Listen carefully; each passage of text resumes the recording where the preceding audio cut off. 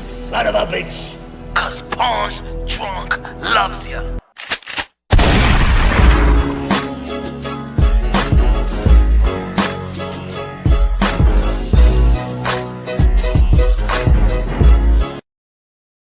They show no love. Drunk, hungover. Wake up to the new me. Bye-bye to my old self. Wake up to the new me. Bye-bye to my old self. Wake up to the new me. Spin it back, spin it back. Let's get ready to rumble. Let's go, let's go, let's go, let's go, let's go, let's go, let's go. Happy Monday, happy Monday, happy Monday.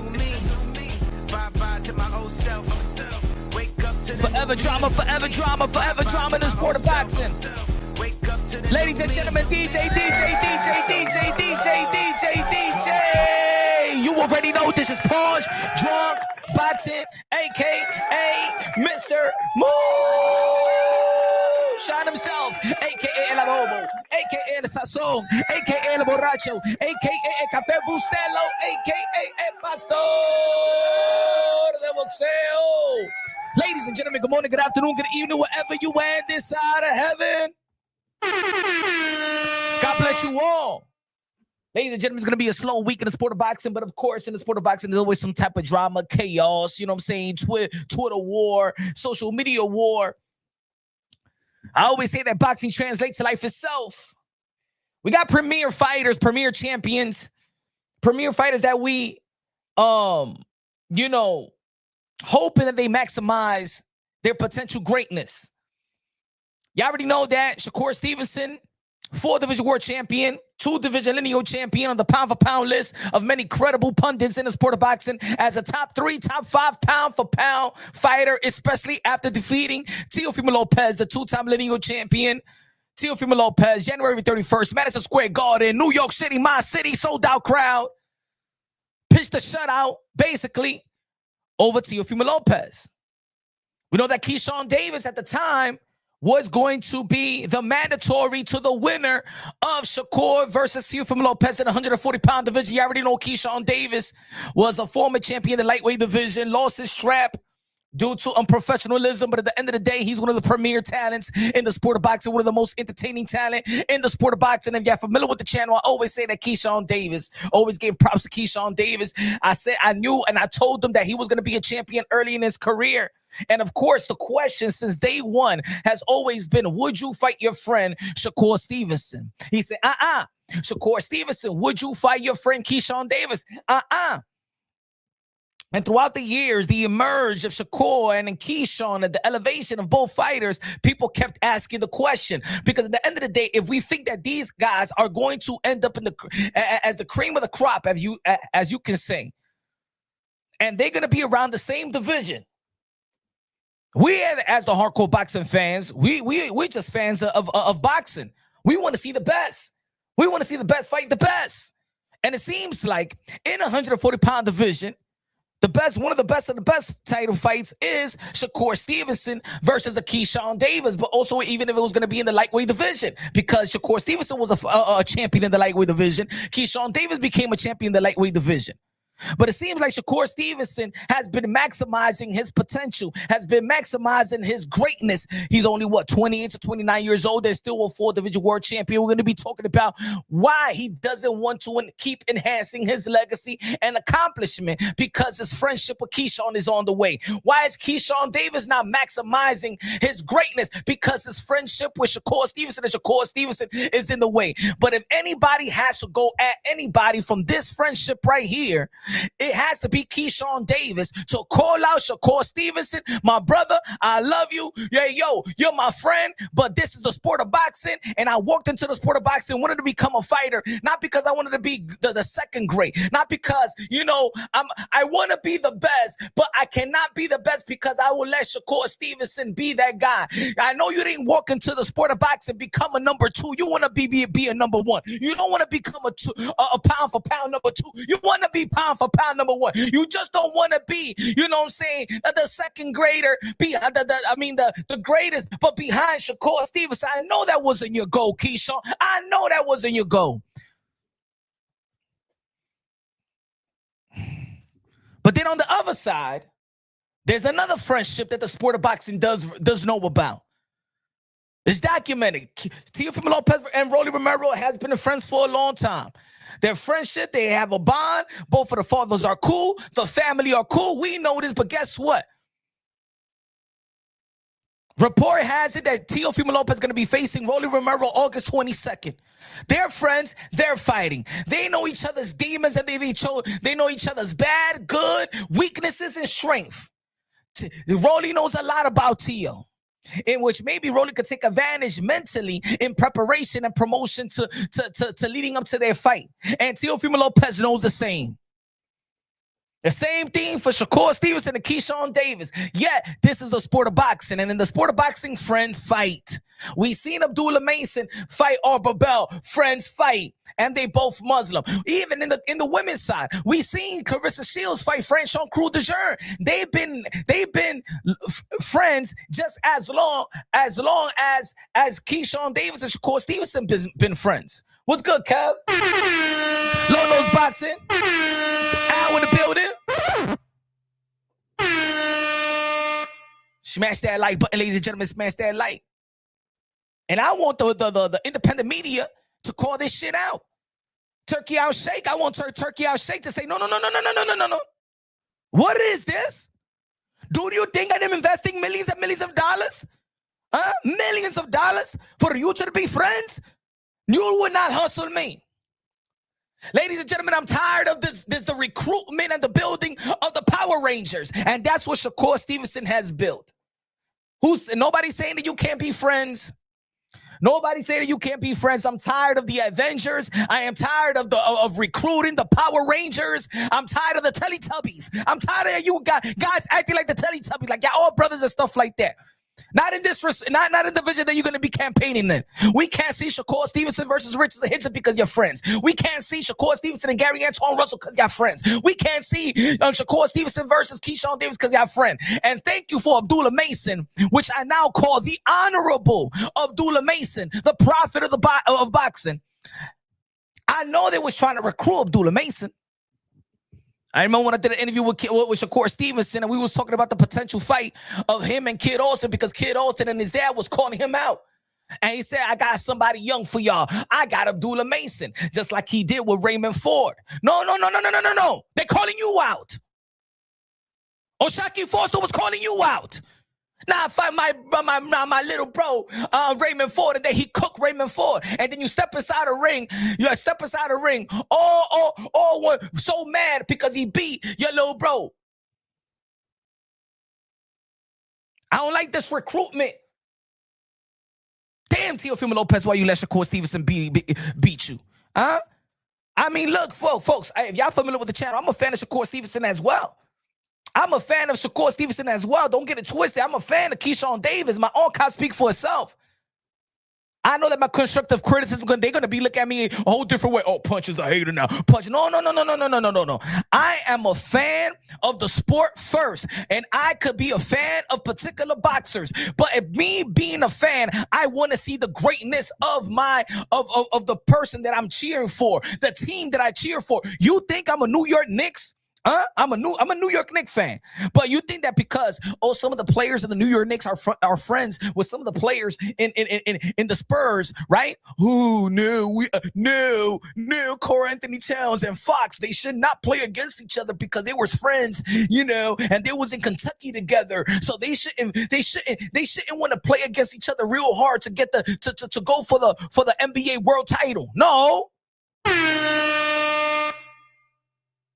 Can you imagine watching football on your team, whether you're a Cowboy fan, Giant fan, Washington fan, you know what I'm saying? Ravens fan, Raider fan, and your team is in the Super Bowl, and some of the players in the Raiders is friends with some of the players in the Giants or whatever, stuff like that. Whatever your respective your favorite team is, and they be like, you know what? I don't want to win the Super Bowl. I don't want to even play in the Super Bowl because I don't want to tackle my friend, because if I tackle my friend, I could hurt him. There could be a concussion if I play football against my friend and his wife know my wife and we went to college together and his kids are friends with my kids and they're like little cousins. Can you imagine if everybody had the same mentality as Shakur Stevenson and Keyshawn Davis? We won't have a damn sport. Imagine the World Cup. Imagine the World Cup, Messi playing Ronaldo and they're friends. Messi says, you know what? I don't want to play against you, Ronaldo. And Ronaldo say, you know what? I don't want to play against you either. I don't want to kick you in the shin by mistake. I don't want to get a red flag. Take this mentality out of the sport of boxing. Take it out. You pussies. Nah, I don't want to hear that shit. I want everybody to call it out. Everybody, all the media folks, call it out. Stop being stop being a Vijiji, you beta males in the sport of boxing. Call it out. All you Ring Magazine editors, call it out. Stop giving a pass to this faggot shit. This is pussy shit. Call it out. Now, write about it. Get him out the sport. There's millions poured into the damn sport. I don't want to see no damn friends. Call it out. It's embarrassing, bruh. Over here, I want to see the best fighting the best. You went to the 140-pound division to fight Teofimo Lopez and become a champion. And then, oh no, you don't want to fight Keyshawn Davis because he's your friend. And then the excuse is that back in the days, Keyshawn Davis was going through mental weakness. And Shakur Stevenson was there for you. Okay, yes, all right, for your mind. But still, so okay, he could be there for you. That's what friends are for. But if you in the sport of boxing, just like you could spar him, you could fight him. Damn it, I fought my big brother. We fought every fucking day growing up for free. Oh, Punch, but why you mad about it? I am mad because it holds boxing back. It holds not only boxing back, but the division back. The 140-pound division was already, oh shit, it was getting exciting. Just like the 154-pound division. Can you imagine the 154-pound division? Look what we got right now. Can you imagine if Boots Ennis was friends with Virgil Ortiz and that's one of the biggest fights in the 154-pound division, but we can't get it because of the goddamn friendship? Oh, there, you guys are going to understand, right? Melissa in the building with the $20 super chatty. Body game. God bless you, Melissa. My fave. Punch, you on number one. I love that anyone can get it on your page. Tell her, Melissa. Yeah. And you know what, Melissa? They're going to be like, oh, man, Punch is a hater. Because Keyshawn Davis knows that I support him. And Shakur Stevenson knows I support him. Teo knows that Teo is my guy. Rolly, I've not been like a fan of Rolly, but I'm cordial with Rolly. Teo, my guy. You know what I'm saying? In and out the ring. Shout out to the family. Shout out to Teofimo Senior, the OG. Shout out to Mama Lopez. I admire the skills and talent of Shakur Stevenson. I was the first one in the YTBC that was actually promoting as a boxing content creator, Keyshawn Davis. Keyshawn knows it. So think about this. If I want to, and thank you, God bless you, Melissa. God bless you. And so think about it. If I'm going to be a fan, look, being a fan, let's be real, let's be honest. Let's be real, ladies and gentlemen, let's be honest. What is a fan? Only thing we have is bragging rights. That's all we have as boxing fans. If you don't bet, you know what I'm saying? The only thing that you have is bragging rights. Your team wins, you want to brag about it. Your team lose, you know what I'm saying? Somebody else gets the bragging rights. That's what fans are. You know what I'm saying? That's all we have. To cheer and to have bragging rights. I'm a Knicks fan. I'm going to have bragging rights for the next 53 years since I didn't have none. I might not even care if the Knicks doesn't win next year, but shit, I'm going to talk my shit. You see, like Yankee fans got bragging rights. They don't give a damn how many times another team wins. They're always going to be like, we got 27 championships. We got 28, 27, 26, 20 World Series. I don't give a damn. But I'm tired of this. I'm tired of everybody, not everybody, but a lot of people was giving Keyshawn Davis and Shakur Stevenson the pass because of their friendship. I don't care if that's your friend. This is a private contractor sport. This is a one-on-one sport. Mano y mano. How can I know that the best fighter at 140-pound division or maybe 147-pound division, how am I going to know who's the best if they're not willing to fight?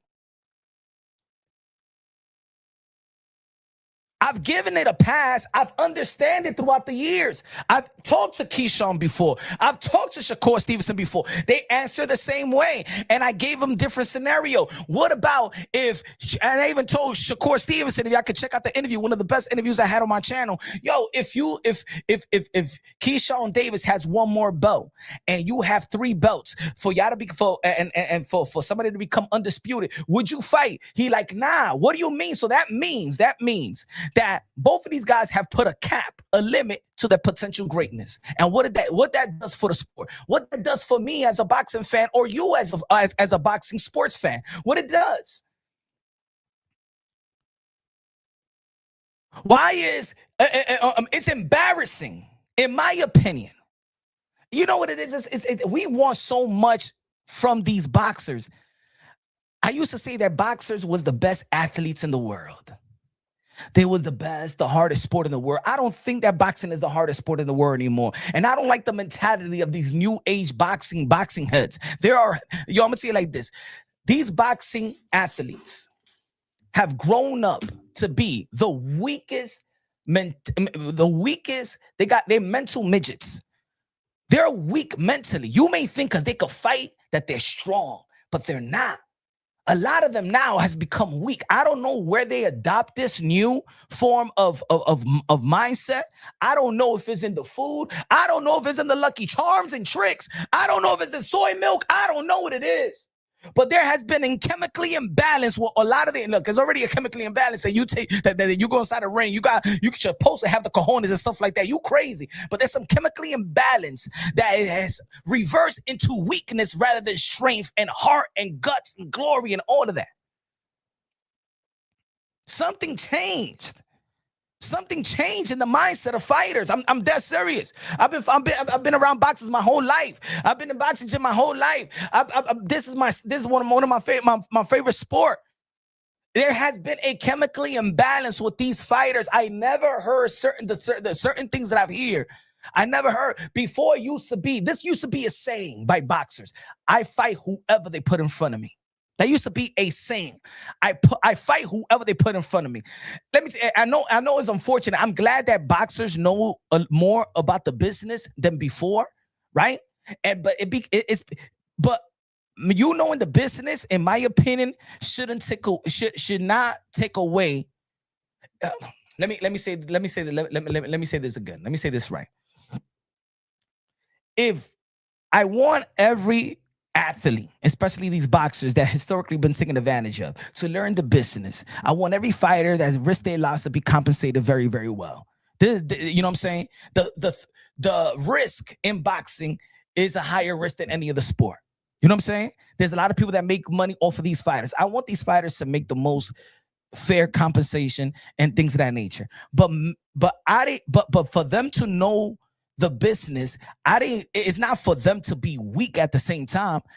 Keep your cojones, keep your heart, keep your statistical and mental fortitude, and know the business, but still keep that edge. Still keep that edge. Why is Shakur Stevenson begging Bill Haney and Devin Haney to drop the belt? That's some sucker shit. How about you fight Devin Haney and take the belt away from him? You call yourself great. You said that you want to be the greatest of all time. My friend Bud, my friend. You know what? I don't need to. And to be honest, now I know Shakur Stevenson didn't want to fight Teofimo Lopez because he wanted to be the best.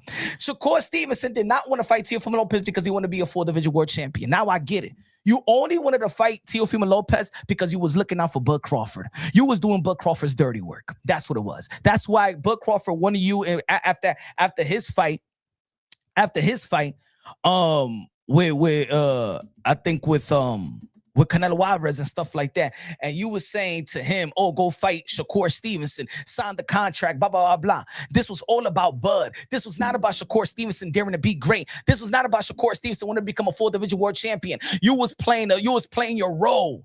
This little Avengers, the NWO of boxing, Bud and Shakur and Keyshawn and Raymond Ford and trying to recruit Abdullah Mason and stuff like that. This was never, now that I know, it was never about you wanting to be great. This was what, when you was in the ring and you let that Bud Crawford and he says, I got you. Like when Mike Tyson told Larry Holmes, Muhammad Ali, when he was about to fight Larry Holmes, I got you. This was never about it. This was about that you got ticked off that Teofimo Lopez was calling out Bud Crawford. And since Bud Crawford is your big bro, you wanted a piece of Teofimo Lopez. You wanted to beat Teofimo Lopez just so you could just Bud Crawford could smile. Yeah, little bro, thank you. That's what it was. Because if I thought that Shakur Stevenson was daring to be great and wanted to be great, then he would have been, I want to fight, wouldn't unify the titles at the time with Richardson Hitchens. I want to unify the title versus Gary Antoine Russell. As a matter of fact, I want to fight who's going to be the mandatory. That same date that they fought, Keyshawn Davis beat Jermaine Ortiz, became in a mandatory position to fight the winner of Teofimo Lopez and Shakur Stevenson. But instead of Keyshawn Davis, because let me tell you like this, why did Keyshawn Davis fall Jermaine Ortiz at 140-pound division if he wasn't planning to stay there? Why did he was about to fight Albridge at 140 if he's not planning to stay in the 140-pound division and he can't make the weight? Well, you can't make the weight now that Shakur Stevenson has the title? No. I know there's so much money on the table. I know there's so much money on the table, right? There's so much money on the table, and I know that Devin Haney and Bill Haney, they don't give a damn. They will fight a Keyshawn, they will fight a Tank, and they will fight a who else was on the table? And Shakur. Why is this? Give me a second. Why is this? Give me a second. Give me a second. Give me a second. Where is that? Give me a second, folks.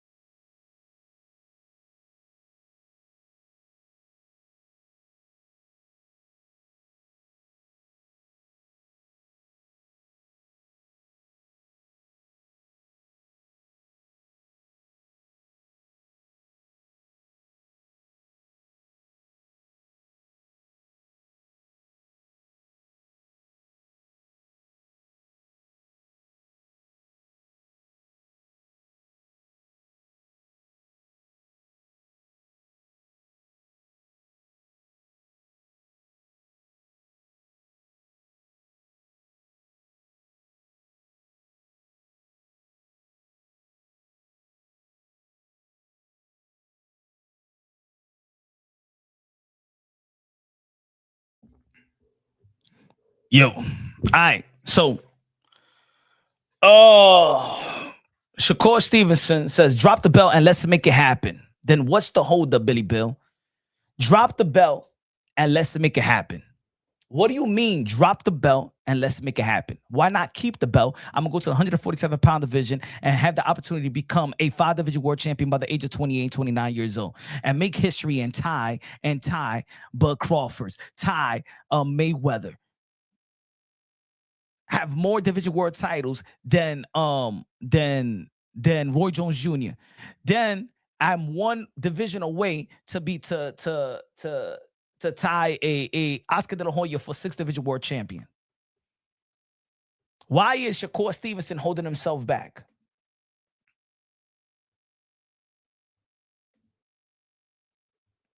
And that's what I mean. If Shakur Stevenson had no potential, or Keyshawn Davis had no potential to be one of the greatest, right? If Teo didn't have no potential, then I wouldn't be going as hard to really cheer on for them and really support them. I do believe if Teofimo Lopez's mind is right, mentally 100%, he beats them all. I truly believe that. I know, and we all saw what happened January 31st. But even Shakur Stevenson, when they asked Shakur Stevenson, what is Teofimo Lopez's biggest weakness? He says mental. And I think mental is what really, I think Teofimo Lopez lost the fight before the fight even started. That's no excuse, right? But I know from following these fighters since the amateurs that 100% Teofimo Lopez, and I've spoken to many trainers behind the scenes, and when they compare all these guys, I'm talking about Teo, Keyshawn, Shakur, Ryan, Devin. You know what they say about Teofimo Lopez? He is he's the best fighter talent-wise. He's the best natural fighter out of all of them.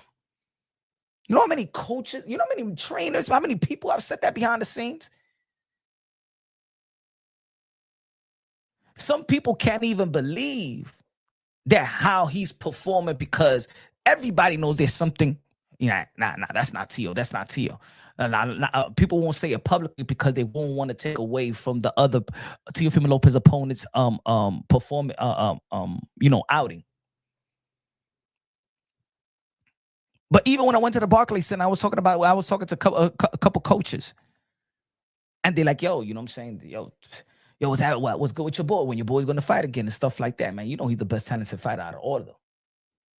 And every time one coach tell me that, I say, almost every coach tell me that he's the most naturally gifted fighter out of all of them. And I believe so too. Teo just came up with his dad. He didn't come up with Floyd Mayweather and Roy Jones Jr. and Zab Judah as his godfather and got Andre Ward and Terrence Bud Crawford and spars them in preparation. Let's not forget that a guy like Shakur Stevenson is sparring Bud Crawford in preparation to fight these guys. He's with Andre Ward. He's shadow boxing with Andre Ward. Shadow, you know what I'm saying? He's with them. You gotta be in, and Devin Haney came up in the TMT gym.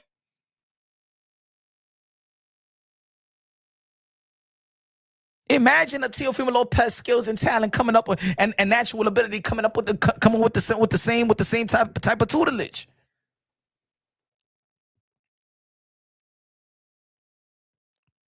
But nobody is calling this out. Nobody's calling this out. Why does Shakur Stevenson have the right to tell Devin to drop the belt so they can make it happen? Why? Because you want Keyshawn to get a vacant title? You looking out for Keyshawn rather than look out for your own greatness? And why would Keyshawn? And I think, in my opinion, that belittles Keyshawn. I feel like Keyshawn doesn't understand that Shakur Stevenson is belittling you, my brother. He don't think you that. If he don't think that, and you a threat, he'd rather have you as a friend and make you believe that you shouldn't fight him, because that's what he's doing to these guys, in my opinion. He got Keyshawn Davis in the leash. He got Keyshawn Davis. He's belittling Keyshawn Davis. Not only am I your friend, you're not going to fight me, but I could still attain greatness. And if he's not belittling Keyshawn Davis, because if Devin Haney could be in negotiations with Shakur and Keyshawn, you know what I'm saying? Either Shakur says, I don't want no part of Devin Haney. I want go get Keyshawn. I don't want no part of you. I'm not stepping on nobody's toes. I don't want nothing. Don't send me no offers. I'm not fighting you. Go fight Keyshawn. But you're saying drop the belt and then you could fight me.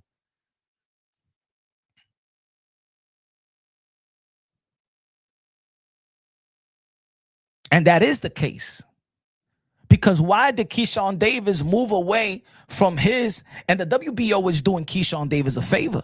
That's when they talking to Jay Prince and be like, hey, yo, politically, you got them in position. And when Jay Prince was talking about, oh, I got Devin Haney trapped. You don't got Devin Haney trapped. Devin Haney put himself in the lion's den. Devin Haney wants to smoke. You're not trapping Devin Haney to get the smoke. Devin Haney never said I wouldn't fight Keyshawn or I wouldn't fight Shakur.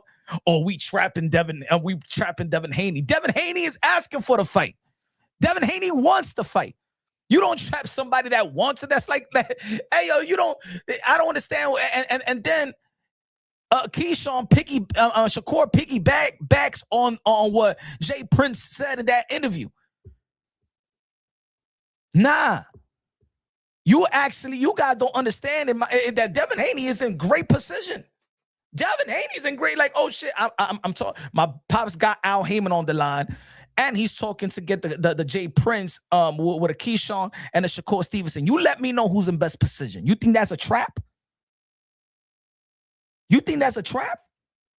Hey, yo, Devin Haney right now between his contemporaries in the best position he could be. You telling me I'm with Al? I with Jay Prince. I could get a fight with Keyshawn. I could get a fight with Shakur Stevenson, and I got 20. And matter of fact, this is the way that I could see it. I already see Bill Haney playing it because Bill Haney is a prestige manager. He's not one of these puppet managers. Shout out to Bill Haney. Shout out to Keith Connolly. Shout out to Rick Majiri. And these are the three managers in the sport of boxing. They're not puppets to the promoters. They tick the promoters off because they're not puppets to them. They know how to go straight to the source. They know how to cut any middleman and go straight to the source. Just like Bill Haney doesn't have to go through Lou DeCuba or Brown, you know what I'm saying, to get to Al Heyman. He don't need to go to Eddie Hearn, and that's why Eddie Hearn probably was mad. He don't need to go through Eddie Hearn or Oscar De La Hoya or Frank Warren to get a turkey to get the turkey out shake.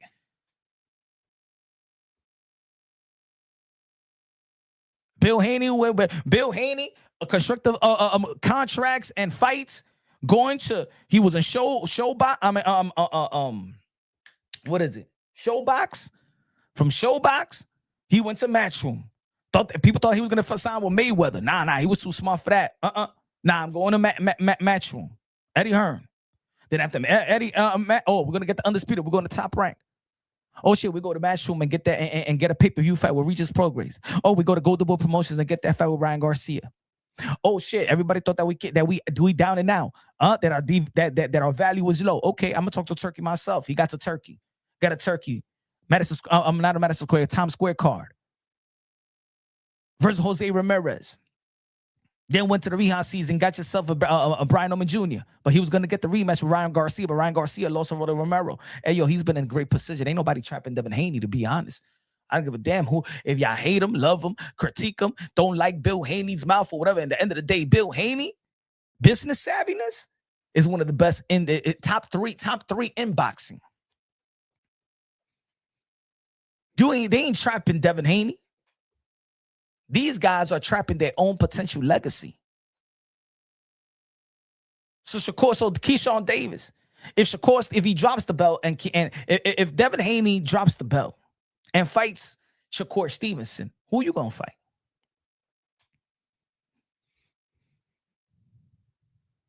Who you gonna fight? He taking your food, just like he took your food with Teofimo Lopez.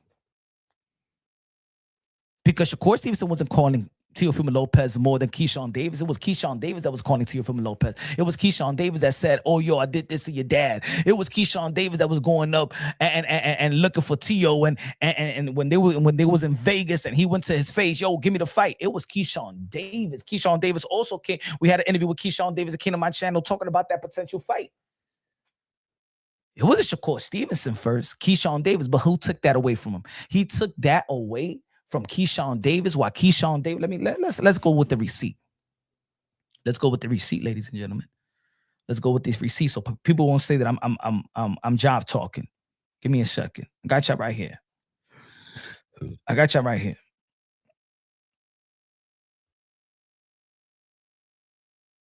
All right. WBO. Let's go to 2026.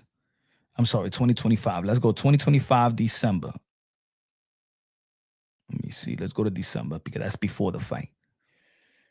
Category, junior welterweight. Boom.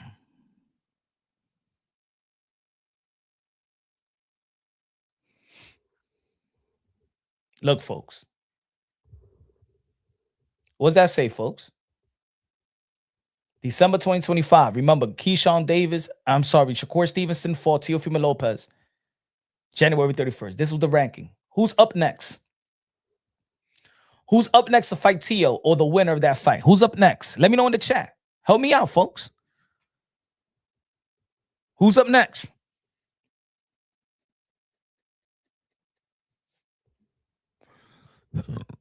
Was Shakur Stevenson up ranking? Was he ranked there?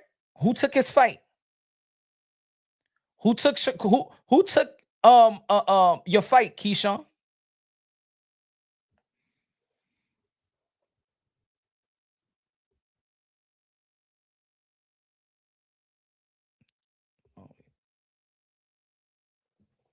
Shakur Stevenson took your fight with Teo.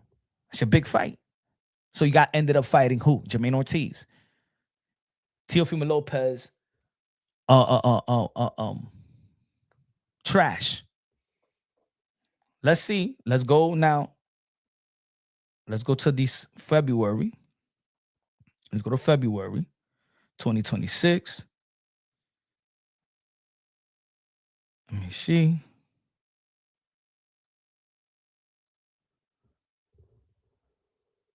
That's after the fight. That's after the fight, ladies and gentlemen. So when people be like, hey, yo, why you asking the fight? They're not going to fight each other because they're friends. I don't give a F. Who's the champion now and who is in mandatory position to face the champion? What's his name?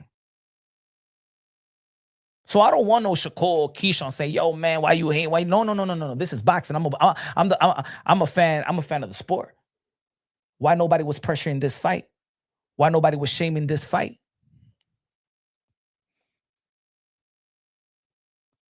If you didn't want to fight, why you ain't dropped the bell? No, you dropped the bell. See, that's why I feel like the WBO gave him an out. The WBO was not supposed to put Keyshawn Davis to be in mandatory position in the welterweight division to fight Shakur Stevenson. I mean, Devin Haney. Let me see who was there for that. Okay. So you was in a mandatory to face your boy. Your boy made you move up. So right there, Shakur Stevenson took away Keyshawn Davis' biggest fight because of the Avenger group, the friends. Shakur Stevenson truly wanted to fight Teofimo Lopez because he wanted to fight the battles of Bud Crawford. I'm not saying that was Bud Crawford was supposed to fight Teo, but let's be real, let's be honest. The beef was Teo and Bud. Even in the weigh-in, we seen Teo Sr. going at it with Bud Crawford. We seen the exchange. That was the beef.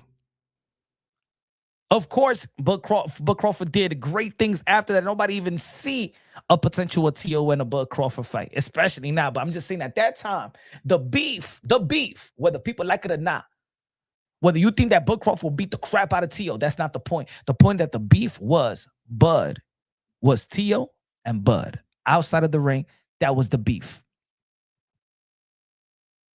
Bud pushed Shakur into Teo. And I'm not saying that Teo didn't talk no smash to Shakur, because he did. There was a lot of time that Shakur Stevenson never talked shit about Teo. And I've done videos about it, and I've said this before. But there's also a lot of interviews where Teofimo Lopez never wanted to fight Shakur Stevenson.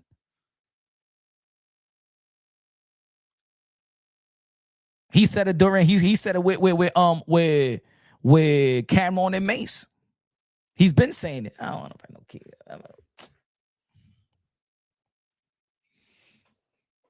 So Keyshawn has to look at this. Keyshawn, your friendship, you lost the biggest fight with Teo because they could have mandated Teo. Remember, Teofimo Lopez, he fought a voluntary, what was it? Give me a second. You beat Josh Taylor. He fought Jermaine Ortiz. He fought Steve Claggett. He fought the mandatory in Barbosa. Right? And Keyshawn Davis was in mandatory position. He could have fought him easily. Easily. You took that big fight away from him, your friendship. So then what happens? Guess who had to move so he won't be in position to face his friend? So Keyshawn Davis moves up, and thanks to the WBO, he gets they order Devin Haney to face Keyshawn Davis, and they waited on it. The Avengers waited for the WBO to officially order it. And then here comes Keyshawn Davis saying, drop your belt so we can make the fight happen. And they're laughing like they're manipulating the game. But I think it's weak in my opinion. I don't think that nobody should support it, but I get it. Nobody... It's not only the corruption. I'm not the political shit that happens in the sport of boxing. Like everybody's in on it. No media really want to hold anybody accountable because they want the media credential. You're not gonna rub the ring, turkey, Sufa, top rank, matchroom. You're not going to keep it real because you want your free pass to go to a fight. That's what it is. They're holding on to relationships. The whole boxing landscape is kind of weak. Nobody truly want to hold people accountable. The only one that holds people accountable is the boxing content creators. And as soon as you hold them accountable, that's when they X you out because they don't want no media. They don't want no independent media. They want you to become their promoter, their promotional team. That's what it is. That's what the media in boxing is. A promotional team for that promotional company at the time.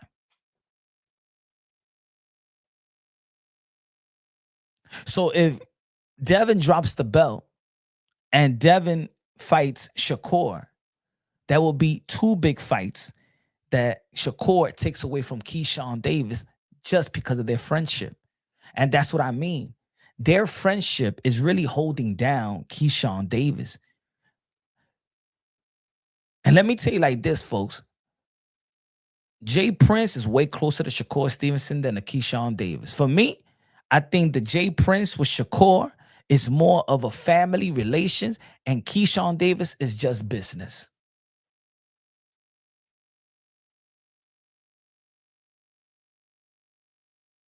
I feel like they're using Keyshawn, but working with Shakur. That's my opinion. And maybe Keyshawn wouldn't care because he calls himself the businessman, so it's only the business. It's only the business. But I like that Teofimo Lopez and Romero is setting the tone. It's setting the tone that we could be friends. We could be hella friends. We could spend New Year's together, Thanksgiving together with the family, and they still willing to fight each other. Matter of fact, the time when Teofimo Lopez was calling out Rolly Romero was when Rolly Romero got into the 140-pound division, and he said, yo, I can't be friends with you. He said it on my channel. All these guys have said they're why they should fight, why they shouldn't fight. Teofimo Lopez said it plain and simple. I got goals to become undisputed at 140, and nobody's gonna stop it. No friendship, no nothing. And once you came into the 140-pound division, you became an enemy. Not that he hates Rolly, but yo, I didn't walk into the sport of boxing to play second for my friendship, to be primary to my goals, my ambition, my purpose. What is Keyshawn Davis' purpose? What are you in it for? What are you in it for, Keyshawn? Because let me tell you like this, Shakur Stevenson is maximizing his greatness. And you letting him, you're giving him the leeway. Yeah, go ahead. I hope I could be in your card. I hope I could be in this card.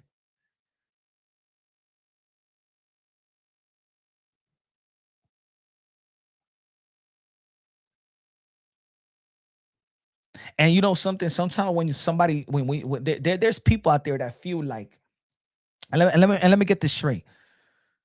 Keyshawn wouldn't fight Shakur because Keyshawn felt that Shakur Stevenson was there for him when he wanted to off himself, basically.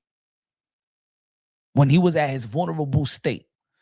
Like I always say, boxing translates to life itself. There are people out there that because somebody was a helping hand in one point of your life, you feel like you owe them forever. And there's people out there that make you feel like you owe them forever because of why they was there for you. And that's not fair. Anybody in the chat, let me know right now. Have you ever been in that situation? Have you been the help or the helper? Or have you seen it in family, especially in family? You're always going to see something like that. In friendship, where a friend may have done something for you and they make you feel like you owe them forever. You was down and out. You ain't had no money. You lend them money. You know what I'm saying? You was about to lose something. You was about to lose your home. You couldn't pay the rent. Your car about to get repoed, something like that. And then they help you out for that moment. But then they always be like, they put you in a position where they always feel that they always make you feel like you owe them forever. That's bad in my opinion. That's malicious in my opinion. There are people like that. And there's some people that just that just feels like that. Like that person that helped them, they didn't make them feel like that, but they just feel like every time now they ask for something, or they be like, hey, yo, can you help me out with this? Hey, yo, can you meet me here? Hey, yo, can you pick this up for me? And you're like, damn, man, I'll do it because he did this for me. And it goes years and years and years because they helped you out in your most vulnerable time. You owe them forever. I know nobody, put it this way, we all came from some type of schooling, right? Public school, private school, whatever y'all came up in education. I know when you get paid now, you don't pay your math teacher that taught you how to count money and taught you math. I know when you get paid and you work and you get paid, you be like, you know what, man, I gotta give. You know what I'm saying? I'm gonna give money to my first kindergarten and second grade teachers because they told me how to count money. And now that I know how to count money, I gotta show them the respect, and I'm gonna hit them off for some type of no, right? Ain't nobody going back to school and hooking up your teachers and shit like that. Man, you helped me. Hey, yo, you helped me.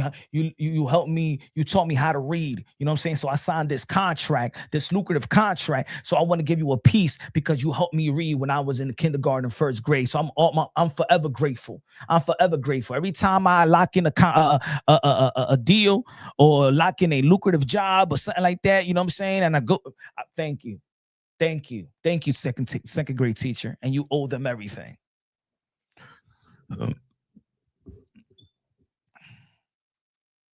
And I think because Shakur Stevenson was there in Keyshawn Davis' vulnerable state when they was young kids, he feels like, I would never fight my friend. I would never hurt him. I would never hurt him. He's my bro. He's my bro. If I hurt him, no, we're more than friends. We're family.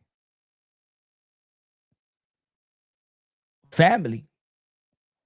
You have the opportunity right now to make over $10 million. Set your own family and your businesses with your brothers, your mom, and everybody else. And greatness. But you won't fight Shakur. But Shakur could take your big fights away. He could take your big fights. He took Tio. He about to take Devin Haney. And if not, see, let me put it like this. If Devin Haney says, F it, I won't fight none of y'all. The only one I want to fight is Shakur.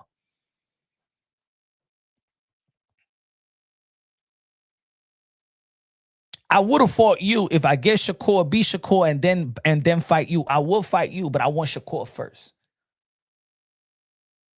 I think Devin Haney should say that. I want Shakur. I want Shakur first. I'll sign a 2-fight deal, Shakur, and then you. I will fight you, but I want Shakur first. And I'm gonna keep my belt.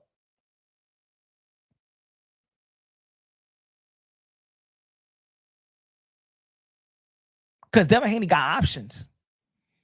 Devin Haney got options.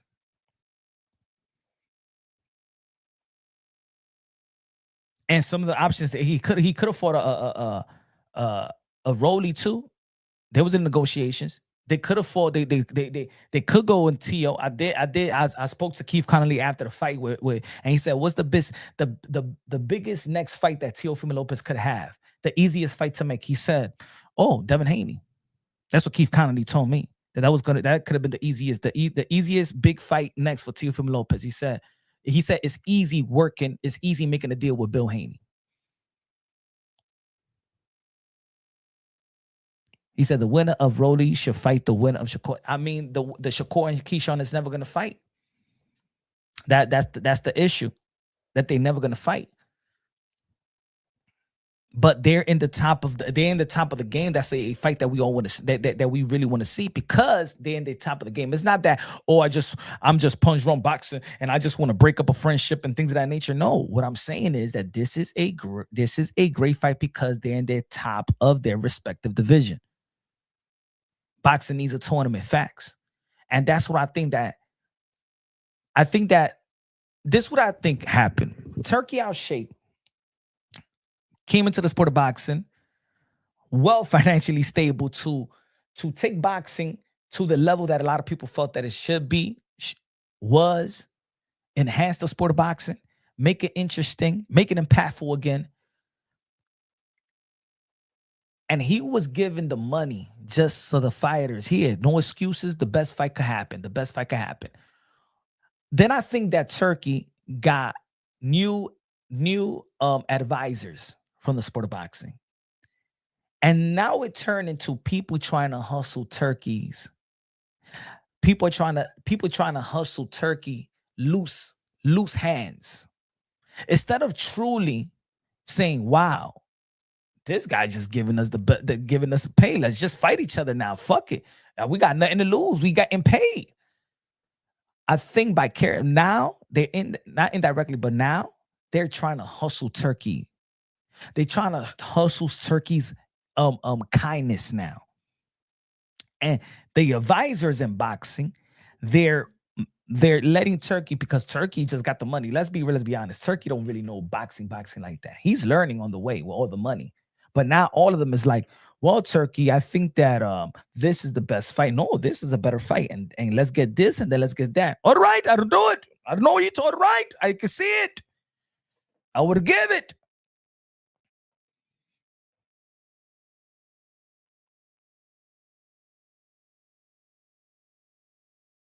Think about it. Turkey's one of the Turkey's advisor is Itch. Itch works with Bud. Bud is close to Turkey. So Itch, Bud, Jay, Prince, then Shakur is close with Bud.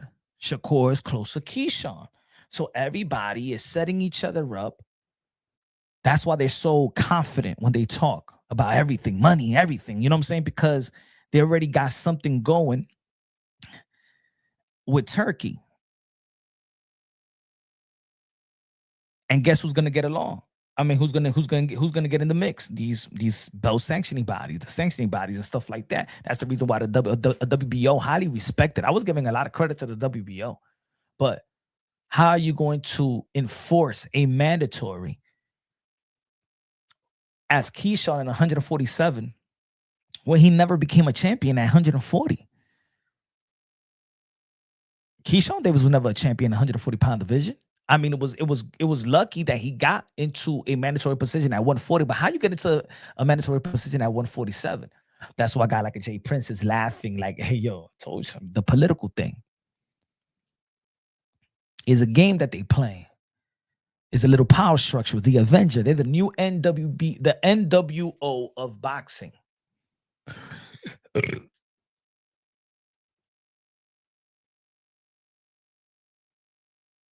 Yeah, because turkey is the high paying trick. Yup. So turkey should be like, I don't want Keyshawn versus Shakur. And if you're not going to fight, I'm not going to, there's no fight for you guys. There's no money for you guys. And I think that's the reason why a Dev or and Bill, they okay if it's a Keyshawn and Shakur, because I think that's the money, that's the most money that I believe that that's the fights that Turkey will be invested in. That's the money that they will get paid the most. Outside of the Tank Davis, that's the fight. That's the matchups. But I wish that Turkey understands that they're trying to hustle him. If I was Turkey, I'll say I would put Shakur versus Keyshawn. I don't care. You would fight or no business. Or no business. We said this. We was debating this, and we debated this with, and this is also when we was talking about the fight with Canelo Alvarez and Bud Crawford, and the reason why I said whether it is a lose-lose situation, whether whoever wins in that fight, right? Leading up to the fight, of course, I said the Canelo Alvarez was going to be Bud Crawford, but whatever. Bud Crawford, I said he was going to retire. What did Turkey actually told Bud Crawford? You don't retire after the fight. You give the biggest fights for you to come to rehab season, but no, you retired. How did that move boxing? How did that move boxing forward? How did Teofimo Lopez losing to Shakur Stevenson move boxing forward?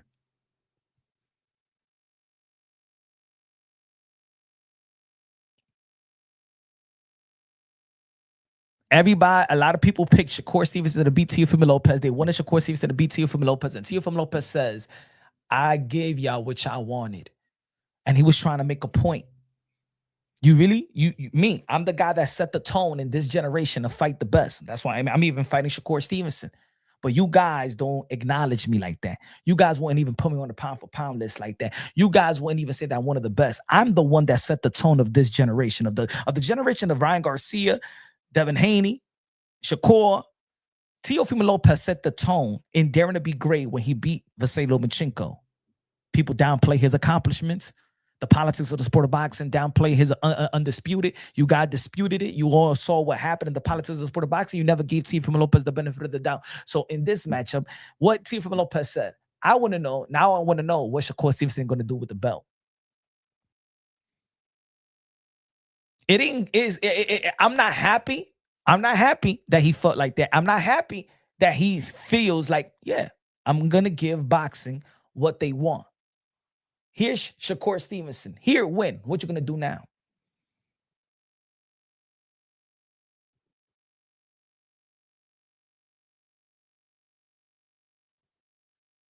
And the fight that was supposed to be next was the winner of Shakur in the WBO ranking, because the winner of Shakur and Tio was going to fight, was supposed to fight Ryan Garcia. Right? So it wasn't Devin Haney. The winner of Tio and Shakur was not gonna be Devin, because I even spoke to Devin in the weigh-in of Shakur Stevenson versus Teofimo Lopez. When I said, "Yo, you here for the winner? You're gonna fight the winner?" He's like, "Nah, I don't think that's not what they want." Devin said that. That's not what they want. He told me that. You're not gonna call out the winner. He didn't even call out the winner. He told me that personally. That's not what they want. Also, you don't think you're going to fight the winner or the loser of this? I said, nah. Because if Tio would have won, the next fight was going to be Ryan Garcia. Shakur Stevenson, all of a sudden, didn't want to fight Ryan Garcia because Shakur Stevenson then started saying about the weight class. That's why they moved away from the Shakur Stevenson, because Shakur Stevenson started talking about the weight classes, knowing that the winner of this fight was going to be Ryan Garcia. So then Ryan Garcia started talking about remember, he said that I might fight Teofimo Lopez in August. And they moved away from that. Then they say Conor Benn. Then Conor Benn got in the mix, really got in the mix of the Sufa and things of that nature, right? But in all reality, it was going to be the winner fight Ryan Garcia. Teo would have been fighting either Devin or Ryan or Keyshawn. Next had Teo still going into tough fights even after the loss in this. Yeah. And I used to say, yo, for the boxing fans, let's appreciate those that's really trying to give us the fight. A lot of people were shitting on Teo, bro. And that's one of the things. Don't shit on the fighters that's really trying to give us what we asked for.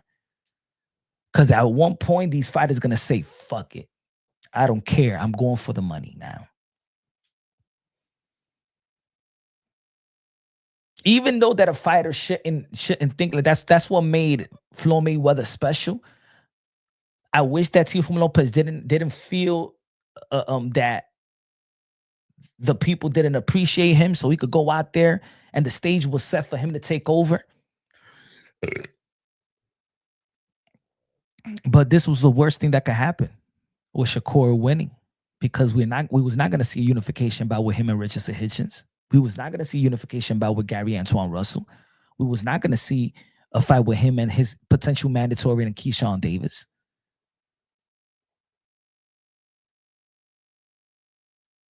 Shakur Stevenson fought in behalf of Terrence Bud Crawford to shut up Teofimo Lopez. That's what he did. That's what he did it for.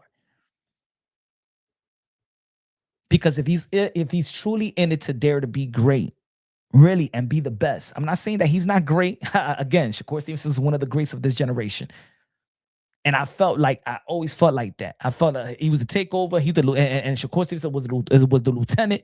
Remember, I used to call Teofimo Lopez the commander-in-chief. I used to call Shakur Stevenson the lieutenant. I feel like both of these guys had a chip on their shoulder. But why wouldn't you step up? You have a great opportunity to fight Devin Haney at 147. And if it's at 144, cool. At 144, you should have signed at 144 and petitioned that belt was going to be on the line, just like Manny Pacquiao versus Cotto was a catchweight, but the belt was on the line. Just like Margarito and Manny Pacquiao was a catchweight, but the belt was on the line. So it was no reason why Shakur Stevenson and Devin Haney at 144, in which Devin Haney did accept that the belt was going to be on the line. But these fucking Avengers and the Power Rangers, the NWO of boxing, was waiting for the WBO to finally order it when you have enough time to petition and say, I will fight Devin Haney. Or Shakur has to say, I will fight Devin Haney at 144, petition that the belt was going to be on the line. WBO was going to be happy anyway, because they're going to get paid the sanctioning fees and belt fee was going to be on the line anyway. They would have been happy. Two big names, a bigger fight as a headline. Shakur versus Haney. So trust me, the WBO would have been happy. But look what they're doing. Look what they did. And everybody gave these motherfuckers a pass. I don't think they should be rewarded. But this is boxing, and we're gonna like any other fight. Bill Haney and Devin Haney they know that they're gonna fight either Shakur or Keyshawn Davis next.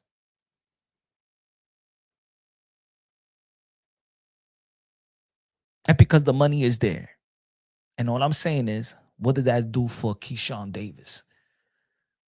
What does that do for Keyshawn Davis?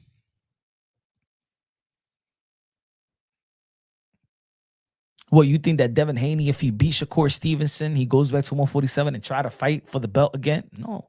I think if Devin Haney fights Shakur Stevenson, win or loss, he's going to go after the biggest bag, and it's not going to be Keyshawn Davis. You know who he's going to go after? The Ryan Garcia too. Because I'm going to tell you like this. If Devin Haney loses to Shakur Stevenson, his stock could drop, right? His stock can drop. Maybe a turkey be like, nah, man, we can't. That's it. You lost. We don't want to put in money. But he knows that the biggest fight he got in his back pocket is still a Ryan Garcia too. So if I was Devin Haney, and I beat Shakur, I'm going to a Ryan Garcia rematch fight. If I lose to Shakur Stevenson, I need to, and now I'm desperate for the Ryan Garcia fight, because that's the biggest fight I could be made coming out of a loss, and my stock will just I won't lose money. I will even make more money. That's the only money that he could truly even maximize more, even with a loss to Shakur Stevenson, because everybody still want to see the rematch between Ryan Garcia and Devin Haney. It ain't matter that Ryan Garcia lost to Rolly Romero. That's still one of the biggest fights in the sport of boxing. Ryan versus Devin Haney is bigger than Shakur versus Devin Haney. Ryan versus Devin Haney 2 is bigger than Keyshawn Davis and Devin Haney. Ryan Garcia versus Devin Haney 2 is can be just as big as a Teo versus Tank, just because of the history and the entertainment value in that fight and the storyline of that fight and the way these guys could promote. In the second fight, it'll be people will be in tune. That's the type of fight that all the casuals will be tuning in, leading up to the fight and the fight itself. The press conference could literally be a pay-per-view press conference. To be honest, the press conference of Ryan Garcia and Devin Haney 2 could literally be a pay-per-view press conference where you have to pay to see the press conference.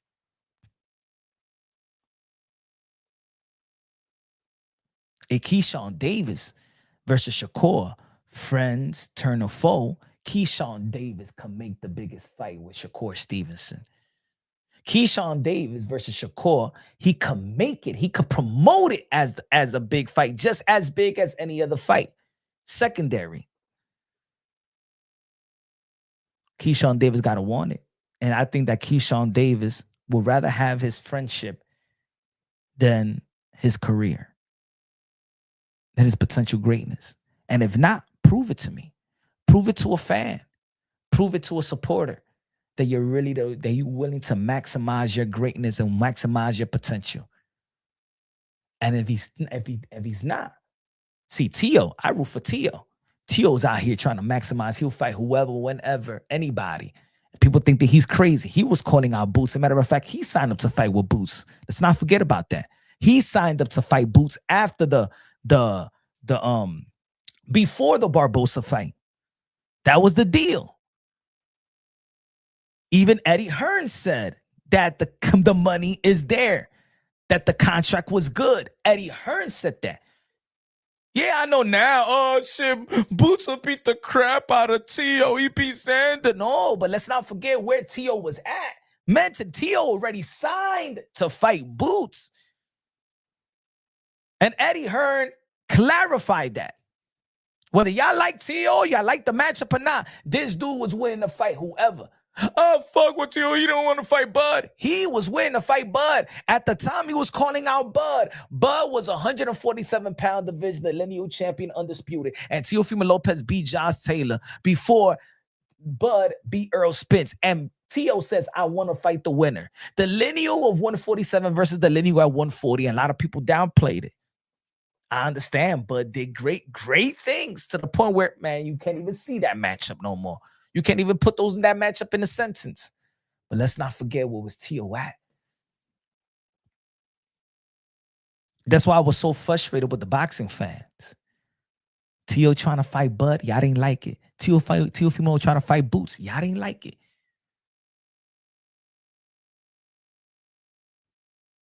Y'all wasn't supporting his dare to be great. Y'all wasn't supporting. Oh, I want to see boxing to what it used to be. Okay, Durant fought Leonard.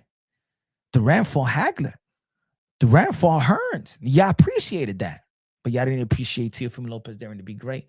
Does Teofimo Lopez saying, wow, maybe, all right, I'm good, I'm great. You know what I'm saying? I got the skills, but I'm not hungry anymore like that because I don't know what sport I'm in. I don't know what fans value. I thought that fans, you remember Teofimo Lopez said, I want to bring boxing back to what it used to be, the retro mentality.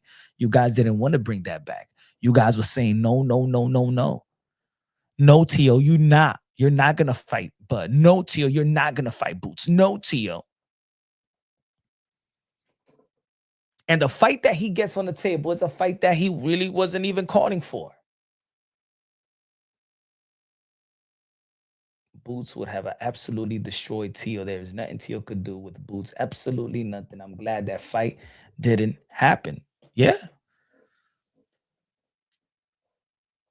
Let him get destroyed. We saw Durant. Okay, so if I tell you, if we was back in the days, you should be feeling the same way about Durant fighting Hagler. You should feel the same way about Durant fighting Hearns. You should feel the same way. He's going to get hurt because Thomas Hearns knocked out Durant in the second round. Y'all should feel the same way of Hearns fighting Hagler. It only lasted 3 rounds. But y'all fucking always talk about, oh, the back in the days boxers. This shit ain't even past the 5th round. The greatest fights, oh, the golden era. There was 2 fights that didn't even pass the 4th round. My job is not, oh, Boots, I believe, could beat the crap out of Teo. Oh, so I don't want to see the fight. That's not our job as boxing fans. Our job is to see the fight. I don't know, Boots. I don't think so. Maybe Teo will beat Boots. I don't know. Why? A lot of people thought that Teo was going to beat the crap out of George Kambosos. That didn't happen. I don't give a fuck. Durant is a quitter, bro. I don't care. Teo is not Durant. Durant also the Jesus too, bro. You always with the same shit. Who gives a fuck? Boots is not fucking Hagler and Hearns either. Boots is not Hagler or Hearns. Oh, Teo is not Durant. Well, Boots is not fucking Hagler and Hearns. He's not Durant either.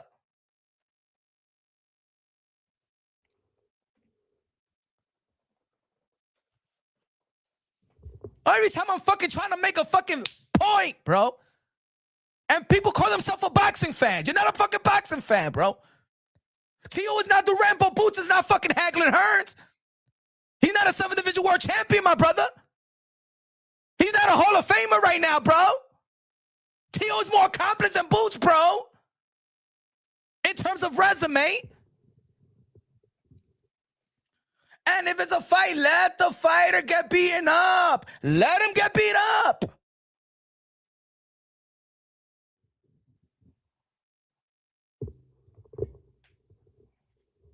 Yeah, Durant is one of the greatest fighters to ever live. And he's one of the biggest quitters to ever live, too.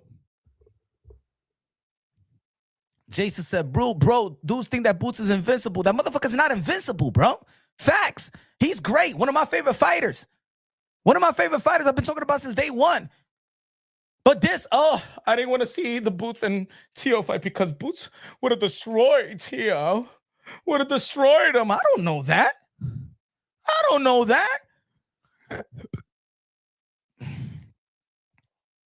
Boots got buzzed out. Luckily, that fucking Xander Zayas is not a finisher. And that 3rd round. Lucky that Xander Zayas in the 3rd round, not a finisher. And let me know anybody in boxing that said that Xander Zayas was going to hurt Jerome Boots Ennis. Name me anybody. Any fucking pundit. Name me one. Lolo's Boxing, name me one soul that said that Xander Zayas was going to hurt Boots Ennis the way that he hurt him in the 3rd round. Boxing is a worldwide sport. Name me one pundit. So don't tell me how a fight will go or who could get destroyed. We don't know shit. That's the problem with boxing fans nowadays. We keep fights from happening because we think that this person is so good. The fight shouldn't happen. Name me one. Name me a pundit. Name me the trainer that you idolize and the brains. Name me your smartest boxing head that you know that says, man, Xander Zayas was going to hurt Boots Ennis and almost had him out of there in the 3rd round. It's going to be, man. Fuck out of here, bro. I mean, one soul that said, you know what? Mike Tyson is going to lose to Buster Douglas. You know? Yeah.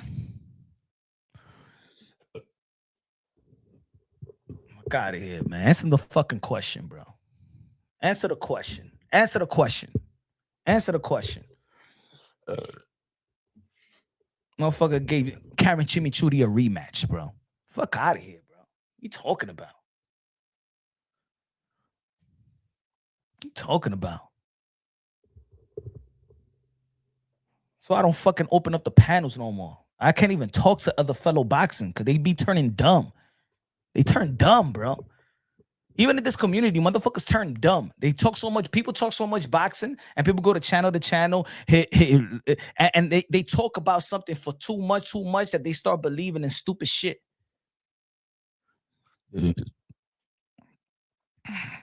Come on, man. Just because a person think that somebody could be the person, the fight should not happen. That's why nobody. And then you know who feeds off of it? The fighters themselves. Come on, why should I fight this? Everybody think I'm gonna beat them anyway. I shouldn't fight. And this is who y'all wanted me to fight, huh? This is who y'all wanted me to fight when they.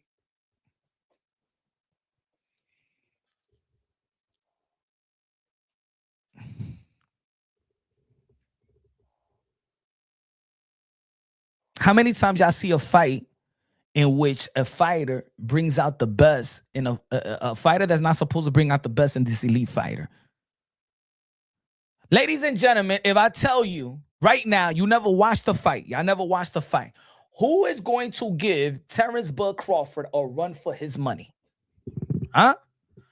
Porter, Spence, Canelo, or Majimov? From 1 to 10, from 1 to 4, numerical, who is going to give Terrence Bud Crawford the biggest challenge? Put it in order.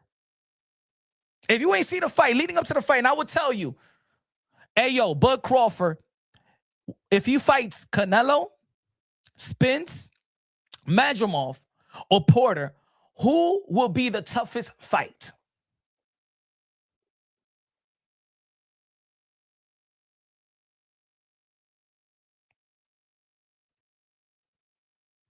Who will be the toughest fight? Manny Pacquiao got knocked out by nobodies, bro. He got knocked out by Torres Compa. You don't know what's going to happen in the sport of boxing, Lil knows boxing. He got knocked out fucking twice early in his career. Stop acting like you're a genius, bro. You don't know that.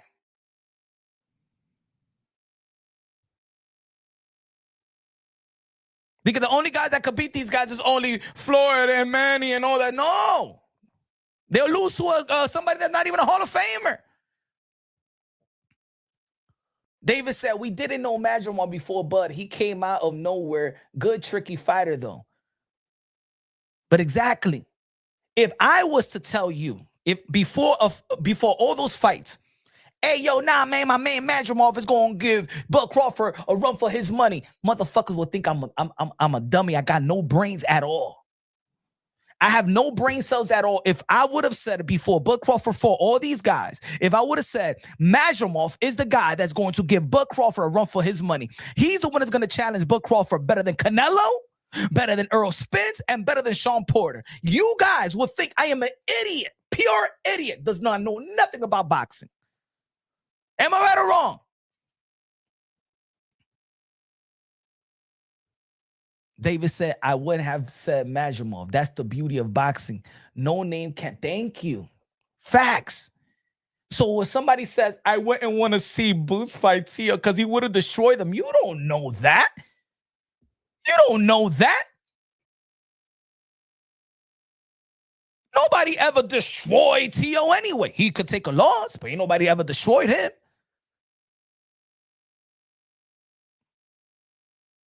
Why? Why it gets destroyed? Oh, because Shakur pie shot his way to victory? Why? Cause Cambosos? What? Come on, man. Crazy. People don't know that shit. People don't know that. I wish that fighters today fight like back in the days. I think Boots would actually F up Tio. That's that. Mike from Boston. I'm saying is that could be a saying, but saying that I wouldn't want to see the fight because I think that Boots could F up Tio. That's the problem in boxing. That the fans are now killing fights. The fans supposed to build fights. And if a fight, let's see it happen. If we see a fighter talking shit about another fighter, the best thing that a boxing fan should be like, I whoop his ass. If my favorite fighter, if I got a favorite fighter, if I got a favorite fighter, and this other fighter I don't like talking shit about my fighter, I will say as a boxing fan, I want this fighter to whoop him. I want my favorite fighter to whoop him. And that's it. I want to see the fight. But we're now building roadblocks, and those roadblocks, you know who gets it, who adopts that? The boxers start using that narrative that they hear in social media, and they use it against the fighter that's calling them out. What have you done? Because a bunch of boxing content creators and independent media will say that that person hasn't done nothing. A lot of people felt who thought that Kid Austin was going to knock out Teofimo in the first round?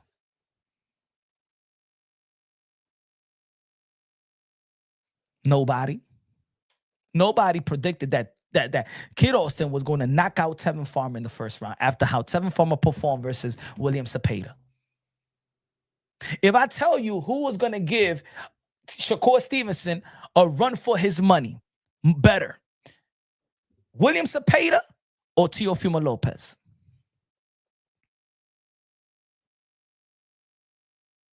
If I tell you Karen Chimichurri will have a rematch with Jerome Boots Ennis,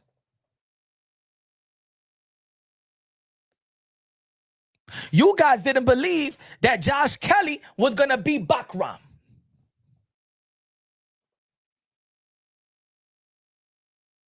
You crazy, man. Man, people were saying that Josh Kelly wouldn't even last 5 rounds with Bakram.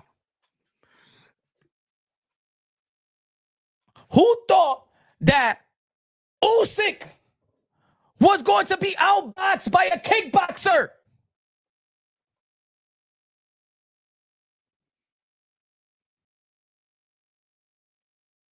A novice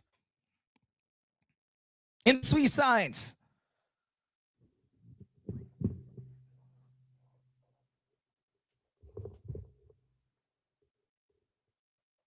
Come on, man. That's the beauty about boxing. We can make our predictions, but stop acting like we're geniuses and we know it all. I've gotten things right. I've gotten things wrong. I've got humbled with the Bud and Canelo. I think if any matchup ever humbled me, like, wow, it would be the Bud and Canelo. But even within that, I didn't want to see that fight. I know that it was bad for boxing. I know that that fight wouldn't lead nowhere. With Canelo winning or with Canelo losing, it wouldn't lead anywhere. Because look where it's leading the talk of Bud Crawford. 154. And I said before, Turkey Al Sheikh put all the money at 154. You giving Bud Crawford an out. We just seen an ordinary Bud Crawford at 154, which makes the potential fights of a Jerome Boots and it's moving up to 154. The Virgil Ortiz, the Fundura is potentially, even to analyze the fight, it will make it more interesting because we've seen the ordinary Bud. And I said for years that the 154-pound division is the most stacked division in the sport of boxing. Everybody showed their vulnerability at 154. Put all that money and put a 154-pound tournament. Now that he beat Canelo, is really moving 154. But look at the fight that we asking for. There's only one fight now that people asking for Bud Crawford if he ever comes back is Jerome Boots and it's 154. So he should have just been at 154. They should have invested on that 154-pound tournament with a Bud in it.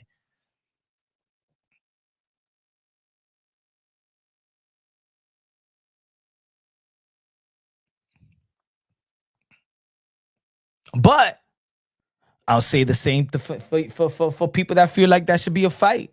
If I think like low nose, if I think like low nose boxing, then Bud should never fight Boots Ennis. Because if Bud gets because if I think like if Bud gets Boots in the 3rd round, like Xander Zayas gets Boots, this shit won't even pass 3 rounds. Am I right or wrong? So I don't want to see the button boots. No, I don't want to see the button boots because if Bud would destroy Boots, right?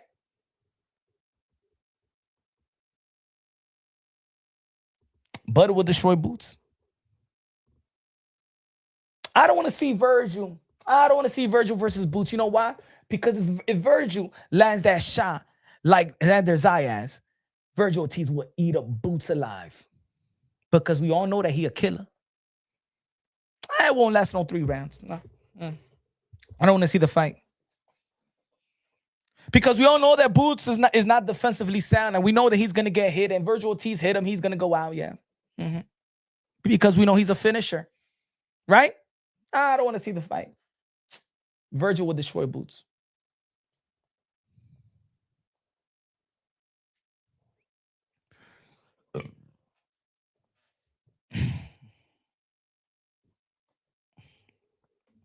David said 80% of boxing fans think that too. That's why we don't get fights when fighters stay on social media. That's what they do all day. If they're not in the gym, they're in social media. They listen to all these videos, they stream, they're in the comment section, they're in their burner accounts. If you hear fighters say, I'll even be on social media, y'all be in the gym and they could be training, and when they're taking their breaks, they go to their phone. They all on social media. They read, they listen to everything. So if they take that energy, they impose that energy into that fighter that's calling them out.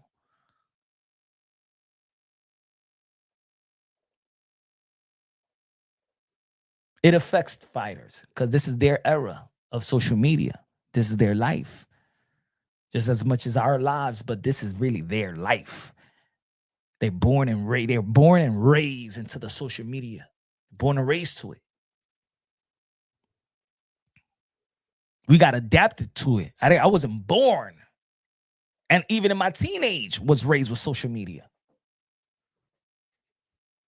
That's why there's certain boxers that's in their 30s, they're not into the social media thing. Somebody needed to teach Adrian Broner how to stream kick. A young kid needed to stream. Dean the Great needed to teach the 38, 37-year-old Adrian Broner how to make money and stream. Yeah, he was always Adrian Broner, but he didn't even know how to start this shit. If it wasn't for Dean the Great, the 22, what was it? He's 22, 23-year-old. Look at the young Dean the Great taught Big Meech how to use it. Now how to get money on kick. Shit, I think every circle needs a Dean the Great. Every circle needs a Dean the Great. Because there's a lot of people that have they are very knowledgeable of making money, enhancing your wealth, but they keep those information away from you. See, what I like about Dean the Great show you how to fish. He will show you, he will instruct it, he will fish with you. And then eventually he's going to let you do your own thing. Every circle needs a Dean the Great, bro. Especially in the community, in the inner city. Every circle needs a Dean the Great.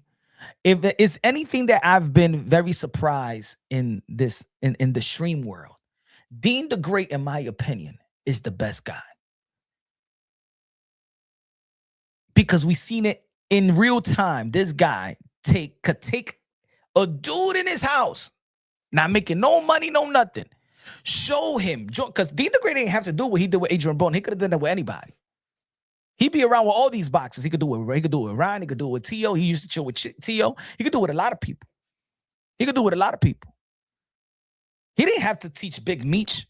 Get this account. This is how you do it. And he's teaching him.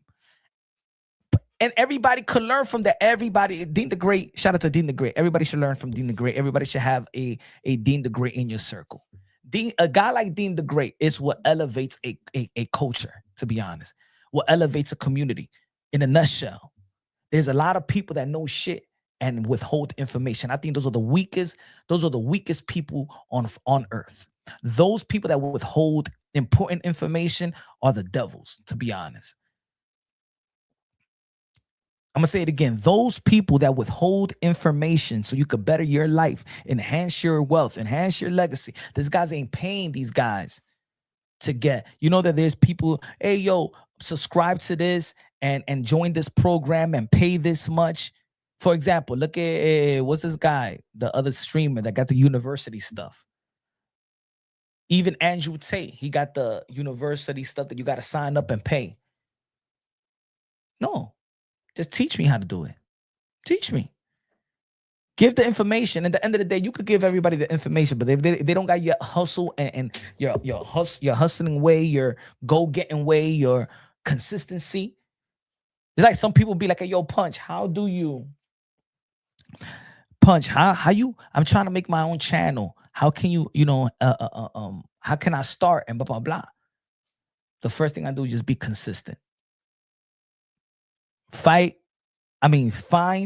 what you know and talk about it passionately with good delivery and consistency. Consistency. Now, I will add that to it. Listen to your audience, engage with your audience, and engage and listen to your partner. Who is your partner? Your partner is the social media platform. Your partner is YouTube if you're going to be on YouTube. Your partner is Facebook if you're going to be on Facebook. Your partner is Instagram if you're going to be on Instagram. Your partner is TikTok. Because there is something called recommendation. I'm going to give you, for example, right now. Right now, I am going against my partner's will. Vicariously, we got 28 people looking on. 28 people looking on. I want to talk about this subject. But I know that people are not in tune with the subject I'm talking about. So right now, if if YouTube, my business partner, is telling me, yo, why you doing your own thing, man? Man, look, call me up. This shit is whack. Call me up. I don't want to be in this conversation right now. Call me up when you want to do business together. So we got 26 people looking on talking about this subject. Because what YouTube is telling me is, my brother, let's talk about this Clarissa Shields and how she be crashing out. That's what YouTube is telling me to do. I'm gonna show you something about Facebook. I'm gonna show you about Facebook. Give me a second. I'm gonna show you right here, son. I'm gonna show you something. I'm gonna read this to you. So in Facebook, it tells you it tells you how you're doing good and what people expect from you, right? What people expect from you, what people are engaging with. Facebook types creators assistant. Boxing commentary is reaching new viewers. Your account is seeing strong momentum this week with over 700,000 views, largely driven by non-followers engaging with your commentary. Your video on BET Sports Woman of the Year Award is currently your top performer in terms of both reach and interaction. Create a follow-up video exploring other recent award snubs in boxing. So right there, I'm gonna tell you how it is. Look, I'm being transparent with y'all. Read it for yourself.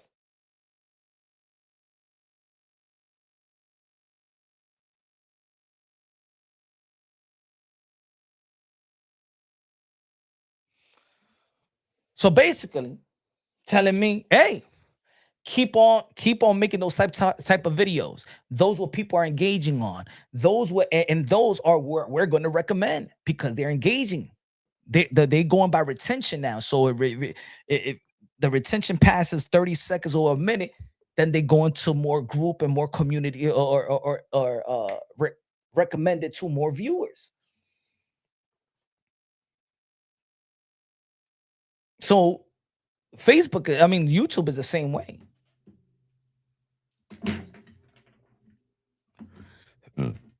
I'm going against it. True, but it's always your own community that's ignorant to hold the success back. People like.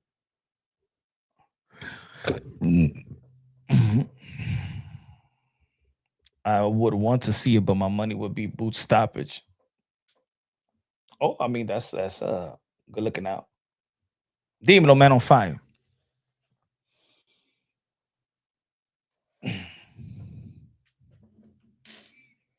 Shoot. But what else I was gonna talk about too? Hey, yo, did you hear about the David Benavidez and his lady? Do you think that David Benavidez is back on the white lady? Man, that's gonna be a video right there. That's gonna be my next video. Do you think David Benavidez is back on the white lady? If you know what I'm talking about. If you think that David Benavidez is back on the powder, which I think, folks. Where is the so David Benavidez's girlfriend, with an incredibly heavy heart, I, Karina, have made the painful decision to call off my wedding. This is not the ending I prayed for. I loved David with my whole heart and truly believed that through God's grace, healing and restoration were possible. I never stopped believing in the man I knew he could be. And I spent years trying to build our relationship on faith, forgiveness, and hope. I encourage him to seek God, to be baptized, to pray, and to put Christ at the center of his life. I believe that if God could transform any heart, he could transform his. But I have come to understand. I come to understand that no one can force another person to choose healing or accountability. That decision has to come from within. The decision to cancel our wedding is because of ongoing personal struggles that have affected our relationship, struggles that many people are already aware of. Struggles that many people already aware of. There's only two struggles that we know of David Benavidez. There's only two struggles that we know of David Benavidez, and that's weight management and substance abuse. This is what I'm going by what his girlfriend says, because we don't know of him cheating. We don't know that. There was never a public story of infidelity when it comes to David Benavidez. I'm not saying that he never did. I'm not saying that. We don't know if he did or not. But that wasn't what we are aware of. What we are aware of is that David Benavidez has substance abuse problem and weight problems. But as we all know, he's been making weight. So let's take that thing out of the way. He's been making weight at cruiserweight division. He's been making weight at 175-pound division. So it leads to us assuming that what she's talking about, the decision to cancel our wedding, is because of his ongoing personal struggles that have affected our relationship, struggles that many people are already aware of. I have spent years to protect him, defend him, and carry burdens that were never mine to carry. So this is not an infidelity stuff. The burden of infidelity, that's not something that she's carrying. She's carrying his heartbreak, his demons. And how you deal with demons is with Perico, and the way that we saw him drunk in the Diego Pacheco fight. Right? I can no longer continue doing that. My faith teaches me to forgive, to love, and to pray without ceasing. But it also teaches me that truth matters, that boundaries matter, and that sometimes the most loving thing you can do is stop shielding someone from consequences of their own choices. I'm going to do a video, and is David Benavidez back? I'm in love with the coco. I'm in love with the coco. I do it for the Lord. I did it for the Lolo. I'm in love with the coco. But ladies and gentlemen, I gotta say this though. One of the greatest fighters in the history of the sport of boxing, they love the coco. Ladies and gentlemen, the greatest fighters love the cocoa. Mike Tyson, love the cocoa. Pernell Whitaker, love the cocoa. Julio Cesar Chavez, love the cocoa.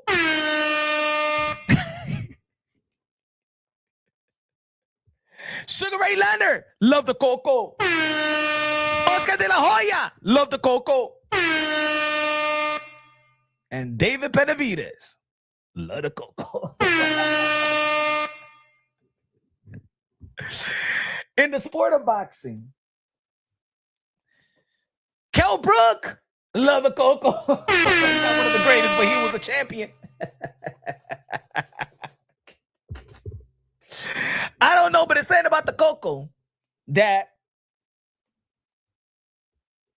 it brings the best out of these fighters.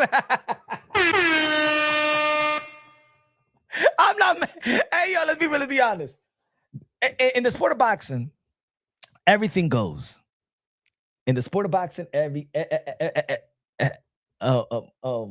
goes. I don't think that we really criticize the fighters with the cocoa. Hawk the cocoa.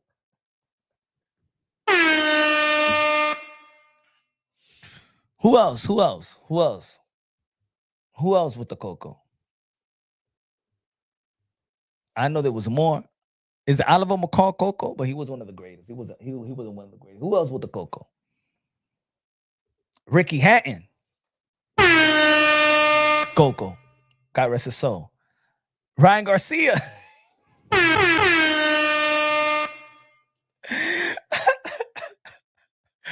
Hey, yo, there's a lot of good. Hey, yo, you know what's funny? Them offensive fighters be on the cocoa.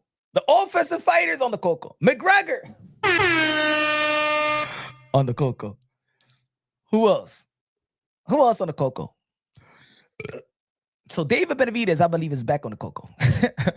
assuming, I don't believe it. Assuming, is he back on the cocoa? Again, David Benavidez, even when he was on the cocoa, he didn't lose. Even when David Benavidez was on the cocoa. So let me say it like this. David Benavidez, it doesn't alter David Benavidez' skills and talent. It doesn't alter his talent.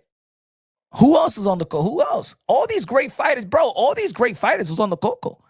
It's just like the 70s Steelers punch. I remember me and you did it. Shut the fuck up. This guy, you're the lie.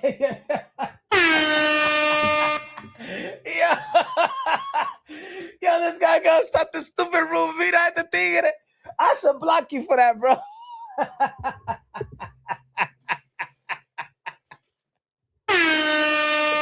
He said, yo, punch. Remember me and you did a line in the MGM.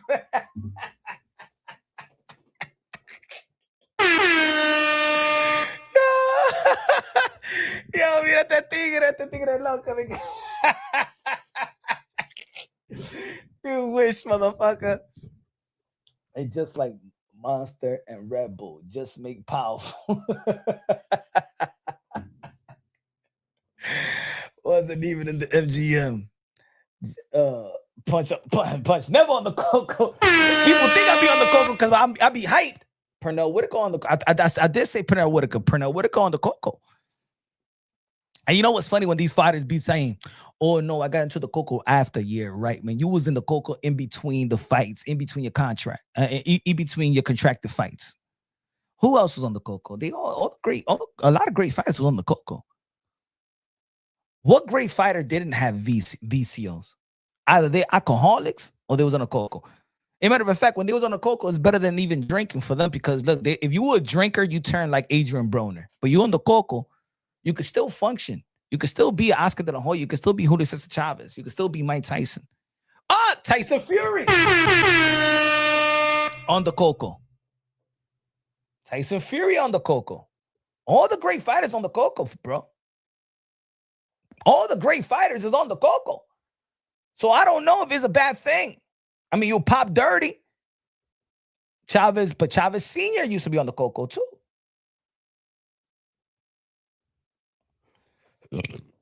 That's one of these, when you be like, oh man, these Mexican fighters don't get knocked out and shit like that. Some of these guys, oh, it's good defense. No. Why you think that Tyson Fury got back up from Deontay Wilder? Huh? The Coco. Great fighters and great boxing channels too. It's like Bud, Red Bull. It gives you wings. And you know, back in the days, they didn't test you like that. You remember when Mike Tyson said that he was, what he said? That he was weed up and shit like that, leading to him becoming an undisputed world champion? I don't know, something like that. Chavez Jr. busted a bump in the corner. No. Aaron Hall. Not Aaron Hall. What is it? Aaron Pryor. Aaron Pryor. Coco. All the great fighters, my brother. And 80% of the fighters was on the Coco. So David Benavidez on the Coco. It's okay. He's just following legacy. He's just following the blueprint. You see how people be saying that they got to follow the Mayweather blueprint? You got to follow the blueprint. You got to be on the Coco. Follow the blueprint. Follow the blueprint of Oscar de la Hoya, the great Mexican American fighters. Did Fernando Vargas was on the Coco? Let me see Fernando Vargas. Or he was or did he? Or was he an alcoholic? Was it the drink? Let me see. Fernando. Hey, what was also Corrales? Was it Corrales Coco too?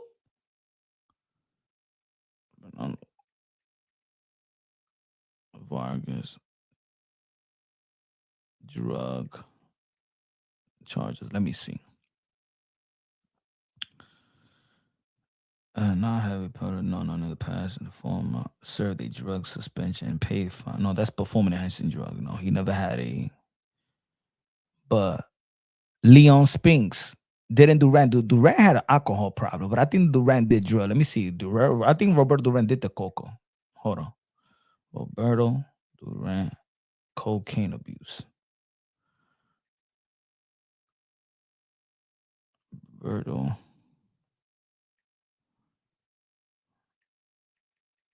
Let's see. Nah, Roberto Duran. No, not Roberto Duran. Duran after face, no. No Roberto Duran. Sugar Ray Leonard, yes.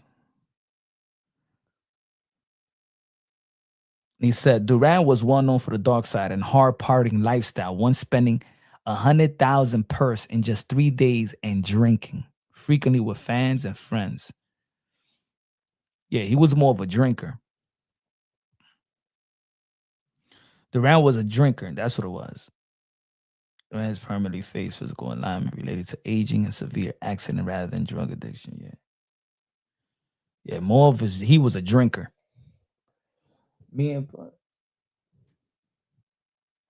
John Jones, the Coco, John Jones. Yeah, I'm telling you. So yeah, I'm gonna make a video later on. David Benavidez, is he back on the Coco? My dad was at Duran's party. My pop said he was fat. Then a month later, he was fighting. My pops was in the militaries around him. Hey, man. So maybe, the more money he got, the more money that David Benavidez got, the more parties he's going to attend, the more cocaine. And guess what? You know where he's living at right now? David Benavidez live in Miami. For a young guy, I'm going to tell you like this. David Benavidez, you know why he live in Miami? It's because he's having fun. It is not because those are the best training camps. Ask any trainer to have a camp in Miami where he has it. He has camp in the heart downtown Miami, bro. That's Cocaina City as well. And you could get it easy. You could get it for the Lolo. He's getting that good cocaine. In the West Coast, maybe in Seattle, and come on, in Seattle, maybe it was getting tough. It was getting tough.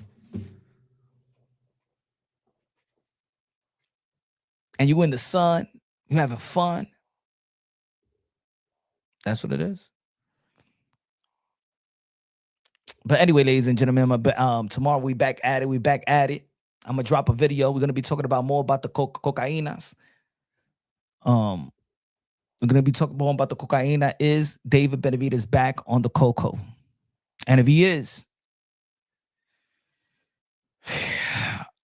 I don't think it's gonna affect his career really. Maybe his money, his funds, but the way that he fights, I don't know how much of an effect it's gonna be. Let me know what y'all think. Y'all already know. Subscribe to the channel, Punch Drunk. If you haven't subscribed to, I'm telling y'all, look out for me. I'm asking y'all to look out for me, folks. Subscribe to your boy on Kick. I know y'all on Facebook right now, but go on Kick right now. Hold on. I'm gonna put the link right now. Don't leave yet. I'm gonna put the link right now. There's 30 people right now looking on. I got 56. I should be having 86 subscribers by the time I finish this live. Because I'm gonna put the link, and I know y'all gonna look out for me because y'all my peoples. Let me see if y'all real with me, because I'm trying to get into the partnership of Kick. Help a brother out. Yeah, I'm asking for help. If I don't ask for help, you know what I'm saying? Look, I'm live on Kick right now. Look, we live on Kick as well. Hold on. Let me see y'all gonna. Yeah, let me see y'all gonna. Let me see. Let me see y'all gonna help a brother out. Help a brother out. What the hell is this?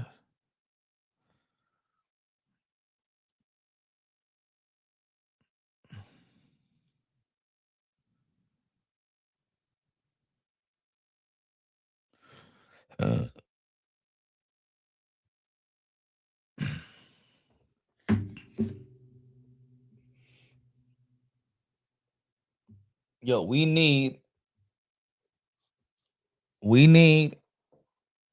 250 followers, subscribers to get into the program. Let's elevate the channel. Let's elevate the experience. I got so much plans in the second half of the year, but I need y'all. I need y'all. I need y'all support. They say closed mouth don't get fed. I need y'all support. Are y'all going to subscribe to your boy on Kick as well?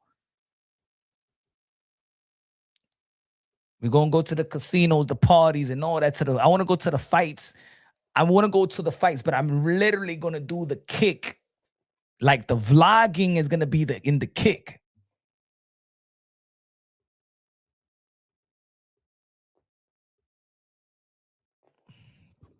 But anyway, love y'all. God bless, and on to the next.